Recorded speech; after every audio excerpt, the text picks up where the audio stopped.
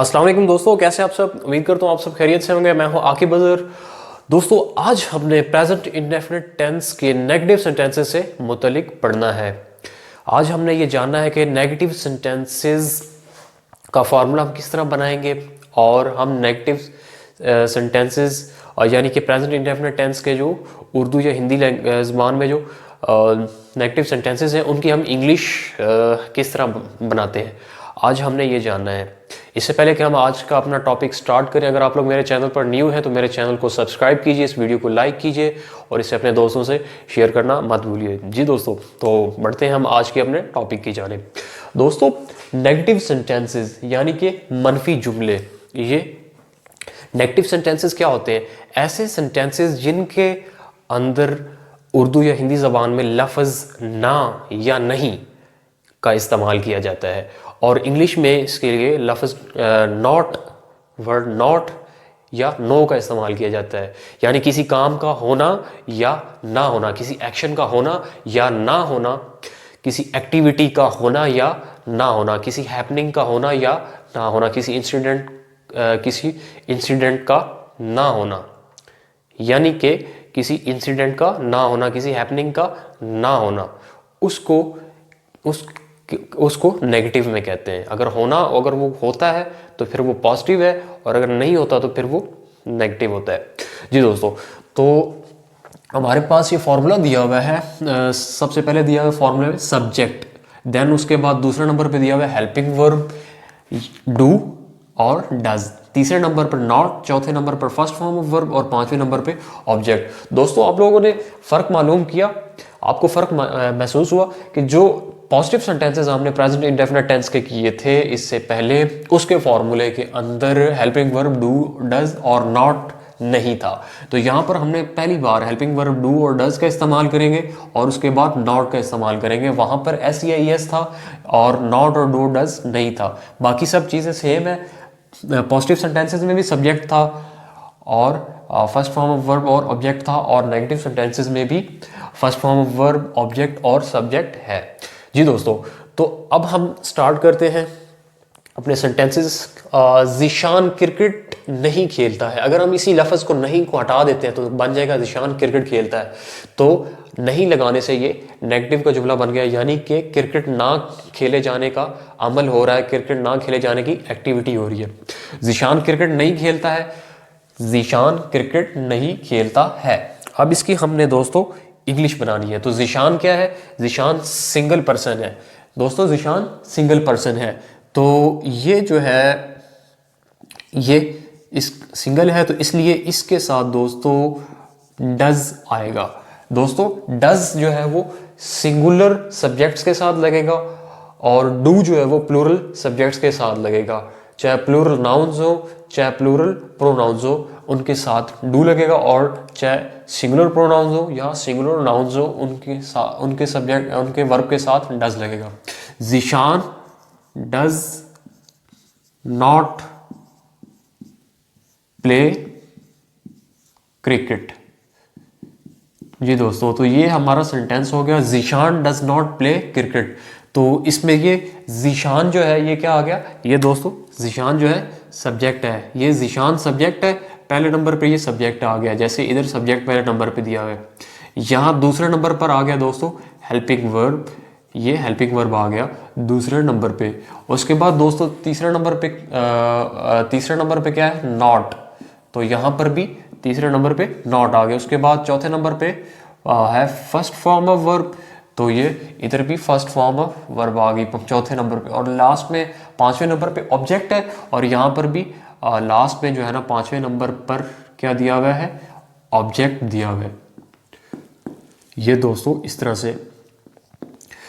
अच्छा दोस्तों, दूसरा सेंटेंस है हमारे पास, साजिदा कपड़े सिलाई नहीं करती है। बस इस सेंटेंस में इनमें क्या फ़र्क है? मेन फ़र्क ये कि ये इधर सब्जेक्ट मेल है और यहाँ पर सब्जेक्ट फीमेल है। इधर भी सिंगुलर सब्जेक्ट है और इधर भी सिंगुलर सब्जेक्ट है। बाकी थोड़ा सा एक्टिविटी का फ़र्क है कि वो क्रिकेट नहीं खेलता है, कपड़े सिलाई नहीं करती। अब हमने इसकी इंग्लिश बनानी है, साजिदा कपड़े सिलाई नहीं करती है।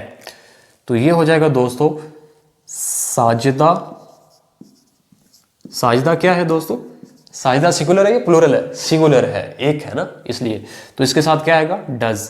साजिदा डज, देन उसके बाद नॉट स्यू, स्यू भी हम लिख सकते हैं और स्टिच भी लिख सकते हैं। Sahida does not sew clothes, clothes. Okay, उसके बाद हमारे पास सेंटेंस है सलमान और असद शतरंज नहीं खेलते हैं। तो दोस्तों अब ये यहाँ पर दो सब्जेक्ट है, यानी कि इधर मेल्स दो हैं, दो लड़के हैं, सलमान और असद। तो ये क्या हो गया? प्लूरल हो गया। दो या दो से ज्यादा है वो प्लूरल होता है। सलमान और असद शतरंज नहीं खेलते हैं, तो ये सेंटेंस आ जाएगा दोस्तों सलमान, इसकी इंग्लिश बनेगी सलमान एंड असद। जी दोस्तों, अब ये क्योंकि ये जमा है, ये प्लूरल है, इसलिए इनके साथ डज नहीं लगेगा, इनके साथ डू लगेगा। तो ये आ जाएगा डू और उसके बाद आ जाएगा दोस्तों नॉट, डू नॉट। और प्ले चेस, शतरंज को इंग्लिश में कहते हैं चेस। ओके दोस्तों, उसके बाद हमारे पास चौथा सेंटेंस है राशिदा और ताहिरा शोर नहीं मचाती है। राशिदा और ताहिरा, तो यहाँ दो फीमेल्स हैं, तो ये दो फीमेल्स, यहाँ ये दो सब्जेक्ट है, तो ये क्या हो गया दोस्तों? ये प्लूरल हो गया, तो ये प्लूरल नाउन है। तो इसके हम इंग्लिश बनाएंगे, ये हो जाएगा राशिदा एंड ताहिरा। जी दोस्तों, ये इसके साथ डू आएगा या डज आएगा? डू आएगा, क्योंकि ये प्लूरल है। Do not make a noise. जी दोस्तों, ओके, उसके बाद दोस्तों पांचवा सेंटेंस है हमारे पास, वो क्रिकेट नहीं खेलता है। दोस्तों इधर आ रहा है जिशान क्रिकेट नहीं खेलता, यहाँ लिखा हुआ है, और इधर लिखा हुआ है वो क्रिकेट नहीं खेलता है। तो यहाँ पर क्या फर्क है? सिर्फ जस्ट ये फर्क है कि यहाँ पर सब्जेक्ट जो है वो नाउन है और यहाँ पर सब्जेक्ट जो है वो प्रोनाउन है। प्रोनाउन को हम नाउन की जगह इस्तेमाल करते हैं। तो बाकी सारा सेम है, यहाँ पर नाम दिया हुआ है और यहाँ पर ये क्या दिया हुआ है? प्रोनाउन दिया हुआ है। इधर नाम नहीं दिया हुआ है, ये इधर मतलब बताया कि कोई लड़का क्रिकेट खेलता है, लेकिन यहाँ पर क्रिकेट नहीं खेलता है। लेकिन यहाँ पर जो है ये बताया हुआ है कि कौन क्रिकेट नहीं खेलता है? जिशान नहीं खेलता। और यहाँ पर सिर्फ इतना बताया किसी लड़के के बारे में कि वो क्रिकेट नहीं खेलता है। तो ये वाहिद है, नहीं खेलता है, ता है, तो ये वाहिद है, इसलिए इसके साथ क्या आएगा दोस्तों? इसकी इंग्लिश लड़के के लिए इंग्लिश में क्या इस्तेमाल होता है? ही। तो इसके साथ क्या आएगा? डू या डज आएगा? क्या आएगा? जी दोस्तों, इसके साथ डज आएगा, क्योंकि डज सिंगुलर के साथ लगता है और डू प्लूरल के साथ लगता है। वो क्रिकेट नहीं खेलता है, तो ये हो जाएगा दोस्तों he does not play cricket. दोस्तों उसके बाद है हमारे पास एक और सेंटेंस, वो कपड़े सिलाई नहीं करती है। वो कपड़े सिलाई नहीं करती है। क्या फ़र्क है इन सेंटेंसेस में? थोड़ा बस वही फ़र्क है कि यहाँ पर प्रोनाउन है सब्जेक्ट और यहाँ पर नाउन है। इधर नाम दिया हुआ है कि कौन सिलाई नहीं करती कपड़े, साहिदा उसका नाम है, तो ये नाउन है। और ये क्या है दोस्तों? ये प्रोनाउन है। बाकी सारा सेम सेंटेंस है। तो इसकी इंग्लिश क्या बनेगी? She does not sew clothes. जी दोस्तों, she does not sew clothes. तो ये हमारा जो है इसका जुमला कंप्लीट हो गया। ही और शी क्या है वो हमने पिछले लेक्चर्स में भी डिस्कस किया था कि ही और शी जो है ये सिंगुलर प्रोनाउंस है, इसलिए ही और शी के साथ डज लगेगा, डज नॉट लगेगा। तो डू और डज में दोस्तों क्या फ़र्क है? हमारा एक और भी एक लेक्चर है डू और डज के दरमियान फ़र्क पे, कि डू और डज में ये फ़र्क है कि डू प्लूरल के साथ लगता है और डज जो है वो सिंगुलर के साथ लगता है। तो ये नेगेटिव सेंटेंसेस में हमने ये देखा कि डज और डू का इस्तेमाल किया जाएगा बतौर हेल्पिंग वर्ब, और डज और डू के बाद नॉट का इस्तेमाल होगा। और डू जो है वो प्लूरल नाउन्स या प्लूरल सब्जेक्ट्स या मतलब डू प्लूरल सब्जेक्ट्स के साथ लगेगा और डज जो है वो सिंगुलर सब्जेक्ट्स के साथ लगेगा। चाहे plural pronoun subjects plural pronoun हो या प्लूरल नाउन हो, उनके साथ डू लगेगा। और चाहे सब्जेक्ट्स सिंगुलर प्रोनाउन हो या सिंगुलर नाउन हो तो उनके साथ डज लगेगा और उसके बाद नॉट लगेगा। इसके बाद हमारे पास एक जुमला है और जुमले हैं, वो हॉकी नहीं खेलते हैं, वो हॉकी नहीं खेलते हैं। अब इसमें आपने थोड़ा सा ये गौर करना है कि ये जुमला प्लूरल है या सिंगुलर है। जी दोस्तों, अभी हम गौर करते हैं, वो हॉकी नहीं खेलते हैं, ते हैं आ गया है, तो ते हैं से मुराद ये क्या है, ये इसमें सब्जेक्ट प्लूरल है, लेकिन यहाँ पर नाम नहीं दिए हुए तो इसलिए ये प्रोनाउन है, तो ये प्लूरल प्रोनाउन है। तो दोस्तों अब हम इसको सॉल्व करेंगे तो इसमें क्या लगेगा, डू लगेगा या डज, वो आप सॉल्व करके देखते हैं। जी दोस्तों, वो हॉकी नहीं खेलते हैं, वो हॉकी नहीं खेलते हैं, दे। जी दोस्तों, तो ये जमा है तो इसके साथ क्या लगेगा, डू लगेगा या डज लगेगा, तो इसके साथ डू लगेगा। दे do not play hockey, they do not play hockey. उसके बाद दोस्तों हमारे पास सेंटेंस है, वो गाना नहीं गाती हैं, वो गाना नहीं गाती हैं। तो दोस्तों ये वाला जो सेंटेंस है ये प्लूरल इसका सब्जेक्ट प्लूरल है या सिंगुलर है। ती है आ रहा है ना, ती है, तो ये क्या हुआ, ये प्लूरल हुआ, तो फिर इसमें क्या इस्तेमाल होगा, डू नॉट इस्तेमाल होगा या डज नॉट, तो डेफिनेटली ऑब्वियसली डू नॉट इस्तेमाल होगा। तो ये आ जाएगा, वो गाना नहीं गाती हैं, दे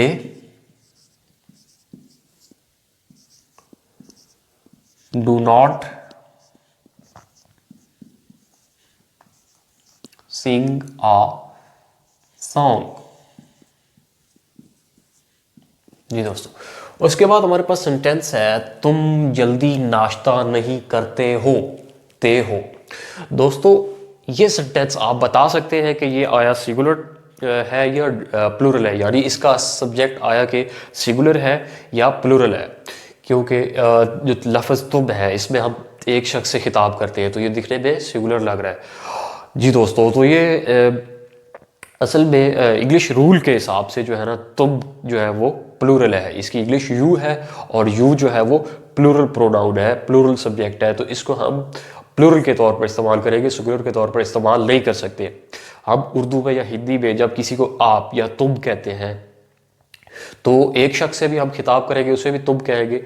अगर हम दो लोगों से खिताब करेंगे, दो लोगों से बात करेंगे तो उन्हें भी हम लोग कह सकते हैं तुम लोग या आप लोग, तो दोनों में हम जो है वो तुम या आप का इस्तेमाल कर सकते हैं। तो ये प्लूरल भी होता है और सिंगुलर भी होता है उर्दू या हिंदी में, लेकिन इंग्लिश में जो है इसको प्लूरल के तौर पर इस्तेमाल किया जाता है। तो ये आ जाएगा, you do not take breakfast. दोस्तों ये क्या आ जाएगा, you do not take breakfast, you do not take breakfast.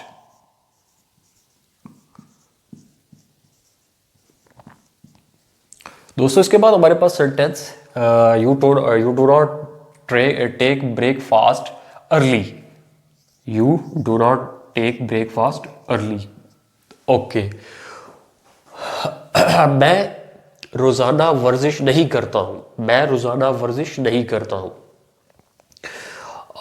इसका हम किस तरह से इसको हम सॉल्व करेंगे। अब इसमें लफ्ज़ मैं आ गया है, यानी अपनी ज़ात, मैं अपने लिए बात कर रहा हूँ या कोई भी अपने लिए इस्तेमाल करता है। तो दोस्तों दिखने में जो है ना, उर्दू में या हिंदी में लफ्ज़ जो मैं है वो एक शख्स के लिए और ज़ाहरी तौर पर भी एक शख्स के लिए, तो लेकिन इंग्लिश रूल के हिसाब से ये प्लूरल प्रोनाउन है, सिंगुलर नहीं है। इससे पिछले लेक्चर्स में भी हम ये चीज़ डिस्कस कर चुके हैं कि ये प्लूरल प्रोनाउन है। मैं रोज़ाना वर्जिश नहीं करता हूँ, तो आई के साथ क्या आएगा, डू आएगा। I do not take exercise daily. जी दोस्तों इसके बाद हमारे पास 3 और सेंटेंसेस रह गए। हम चिड़ियाघर की सैर नहीं करते हैं, हम चिड़ियाघर की सैर नहीं करते। जो हम है ये 2 लोगों के लिए इस्तेमाल होता है, ये प्लूरल के लिए इस्तेमाल होगा, तो इंग्लिश हम की इंग्लिश है वी, ये प्लूरल प्रोनाउन है और प्लूरल सब्जेक्ट है ये।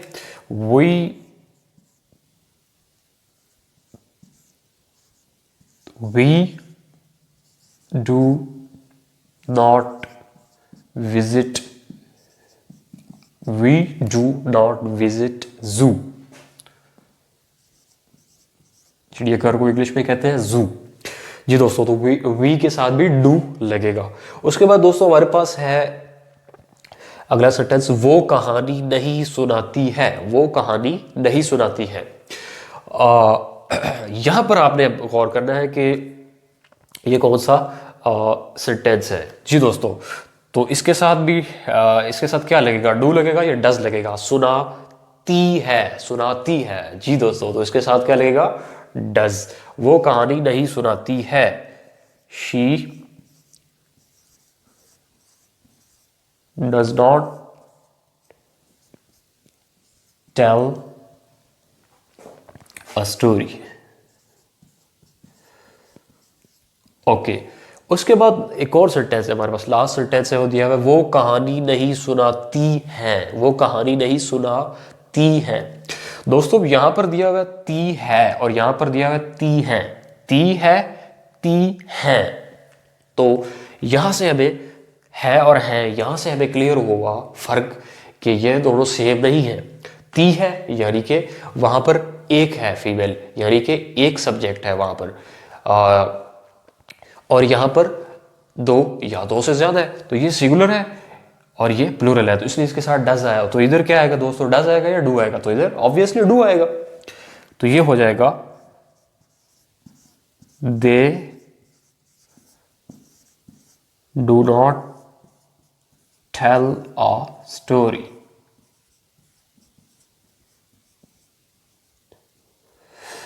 जी दोस्तों, अब हम इनको एक बार दोबारा फिर से मैच कर लेते हैं कि इसका जो फॉर्मूला है वो किस तरह के। फॉर्मूले में सबसे पहले सब्जेक्ट आता है, फिर हेल्पिंग वर्ब आता है, और हेल्पिंग वर्ब कौन कौन से है, डू या does. Do plural pronouns plural subjects के साथ लगेगा, और डज जो है वो सिंगुलर सब्जेक्ट्स के साथ लगेगा, और नॉट उसके बाद, और फिर फर्स्ट फॉर्म ऑफ वर्ब, और फिर देन आखिर में ऑब्जेक्ट।